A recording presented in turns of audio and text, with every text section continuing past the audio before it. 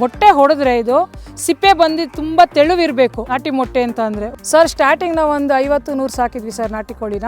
100ರಿಂದ ಹಿಡಿದು ಇವಾಗ ಒಂದು 1000, 1,500 ತನಕ ಕೋಳಿ ಇದೆ ಸರ್ ನಮಗೆ. ದಿನ ನಮ್ಗೊಂದು 800-1000 ಮೊಟ್ಟೆ ಬರ್ತಿದೆ. ತಿಂಗಳಿಗೆ ಒಂದು 300-400 ಮೊಟ್ಟೆ ನಾನೇ ತೊಗೊಂಡು ಹೋಗ್ತಿದ್ದೀನಿ. ಸಮಗ್ರ ಕೃಷಿ ಮಾಡಬೇಕು ಅಂತ ಅಂದ್ಬಿಟ್ಟು ನಮ್ಗೆ ತುಂಬ ಆಸೆ ಇತ್ತು ಸರ್ ಮೊದಲಿಂದನೂ. 4 ಥರ ತಳಿ ಇದೆ ಸರ್ ಕುರಿನಲ್ಲಿ.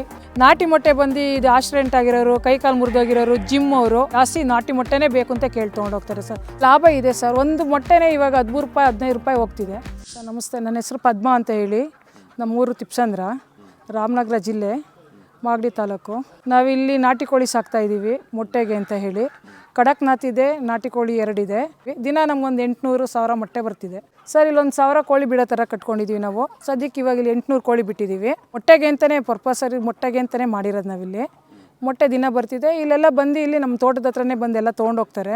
ಮೊಟ್ಟೆ ಕೋಳಿನೇ ಸಾಕಕ್ಕೆ ಕಾರಣ ಏನು ಸರ್? ನಾವು ಫಸ್ಟು ಕೋಳಿ ಸಾಕ್ತಾ ಇದ್ವಿ, ಅದು ಬಂದು ಕಟಿಂಗ್ ಎಲ್ಲ ಕೊಡ್ತಾ ಇದ್ವಿ. ಅಷ್ಟು ನಮಗೆ ಒಂದು 4 ಮಂತ್ಸ್ 5 ಮಂತ್ಸ್ ಆದರೂ ಅಷ್ಟು ಕಟಿಂಗ್ ಚೆನ್ನಾಗಿ ಹೋಗ್ತಾ ಇರಲಿಲ್ಲ, ಚೆನ್ನಾಗಿ ಬರ್ತಾ ಇರಲಿಲ್ಲ ಕೋಳಿ. ಇನ್ನು ಮೊಟ್ಟೆಗೆ ಅಂತ ಅಂದರೆ ತುಂಬ ಚೆನ್ನಾಗಿ ಬರ್ತಿದೆ. 1 ವರ್ಷ ಆದಮೇಲೆ ಚೆನ್ನಾಗಿ ಬರುತ್ತೆ. ಮೊಟ್ಟೆ ಕೋಳಿಗೆ ಡಿಮ್ಯಾಂಡ್ ಇದೆ ಇಲ್ಲಿ ಸರ್. 1 ದಿವಸದ ಮೊಟ್ಟೆ ಇದು ಬಂದು ಇದು ಕಡಕ್ನಾಥ್ ಮೊಟ್ಟೆ. ಇದು ಡಾರ್ಕ್ ಇರುತ್ತೆ. ಇದು ನಾಟಿ ಕೋಳಿ ಮೊಟ್ಟೆ ವೈಟ್ ಇರುತ್ತೆ. ಜಾಸ್ತಿ ಇದು ಜಿಮ್ಮಿಗೆ ಹೋಗುತ್ತೆ. ಮತ್ತು ಕೈ ಕಾಲಿಗೆ ಏಟಾಗಿರೋರಿಗೆ ಇದಕ್ಕೆಲ್ಲ ತೊಗೊಂಡೋಗ್ತಾರೆ ದಿನ ಬಂದು ಇಲ್ಲೇ. ದಿನ ಒಂದು 200-300 ಕೋಳಿ ಮೊಟ್ಟೆನೇ ಹೋಗ್ತಾ ಇದೆ ಸರ್.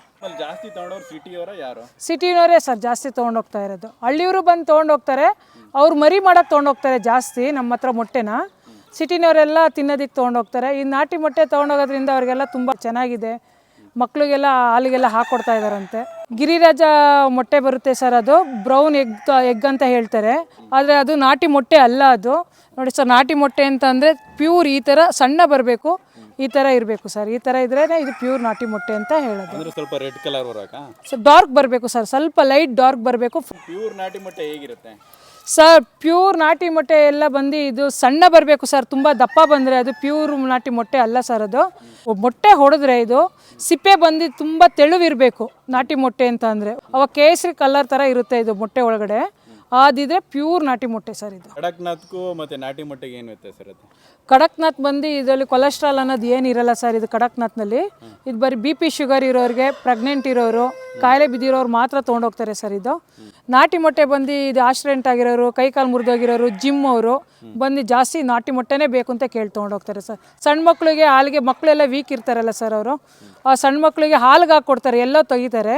ವೈಟ್ ಕಲರ್ ಹಾಕ್ಬಿಟ್ಟು ಹಾಲೊಳಗಡೆ ಹಾಕಿ ಮಕ್ಳಿಗೆ ಕೊಡ್ತಾರೆ ಸರ್. ಬೇಯಿಸ್ಕೊಡ್ತಾರೆ, ಅದು ಒಳ್ಳೆಯದು. ಹಾಲಿಗೆ ಹಾಕ್ಕೊಟ್ರು ಒಳ್ಳೆಯದು ಸರ್.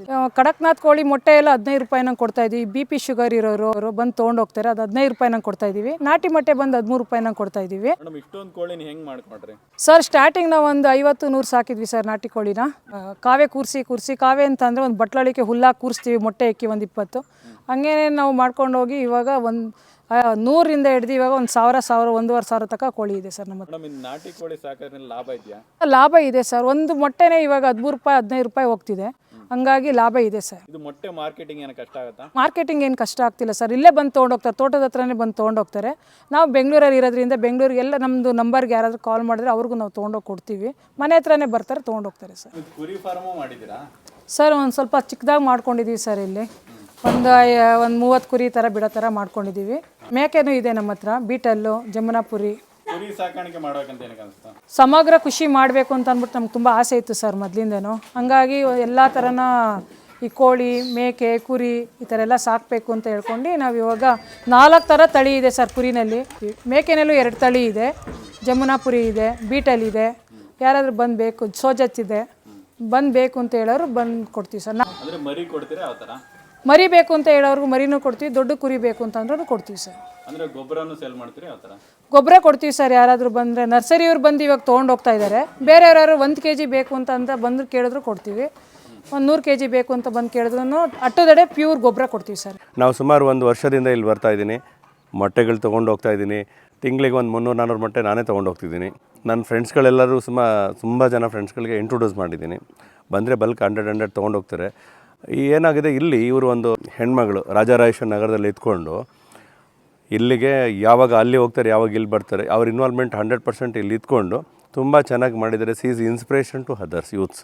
ಮರಿಗಳು ಸಿಗುತ್ತೆ ಇಲ್ಲಿ, ಮೊಟ್ಟೆಗಳು ಸಿಗುತ್ತೆ ರೆಗ್ಯುಲರಾಗಿ ಡೈಲಿ 250 300 ಮೊಟ್ಟೆ ರೆಗ್ಯುಲರಾಗಿ ಬರ್ತಾ ಇದೆ. ಒಂದು 100 ಕುರಿಗಳಿದೆ, ಕುರಿ ಫಾರಮ್ ಕೂಡ ಇದೆ ಇವ್ರದ್ದು. ಬೆಂಗಳೂರವರು ಫಾರಂ ಮೊಟ್ಟೆ ಎಲ್ಲ ತಿಂದಿರ್ತೀರ, ಅದಕ್ಕೂ ಈ ನಾಟಿ ಮೊಟ್ಟೆಗೆ ಏನು ವ್ಯತ್ಯಾಸ? ಫಾರಮ್ ಮೊಟ್ಟೆ 4 ಫಾರಮ್ ಮೊಟ್ಟೆ ತಿಂದರೆ ಹೊಟ್ಟೆ ಎಲ್ಲ ಅಸಿಡಿಟಿ ಬಂದಂಗೆ ಆಗುತ್ತೆ.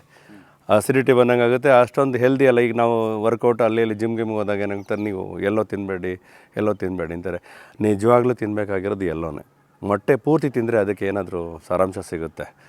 ಎಲ್ಲೋ ತಿನ್ನಬಾರ್ದು, ವೈಟ್ ತಿನ್ನಬೇಕು ಆ ಥರ ಅಂತಲ್ಲ. ಈಗ ನಮ್ಮ ನಾಟಿ ಮೊಟ್ಟೆ, ಈಗ ನಾನು ರೆಗ್ಯುಲರಾಗೆ ಇನ್ಫ್ಯಾಕ್ಟ್ ನಾನು ಇಲ್ಲಿಗೆ ಬಂದು ಈ ಮೊಟ್ಟೆ ತೊಗೊಳಕ್ಕೆ ಶುರು ಮಾಡಿದಾಗಿಂದ ಬೆಳಗಿನ ತಿಂಡಿ 7:30 ರಾಗಿ ಮುದ್ದೆ ತಿಂತಿದ್ದ ವ್ಯಕ್ತಿ ನಾವು.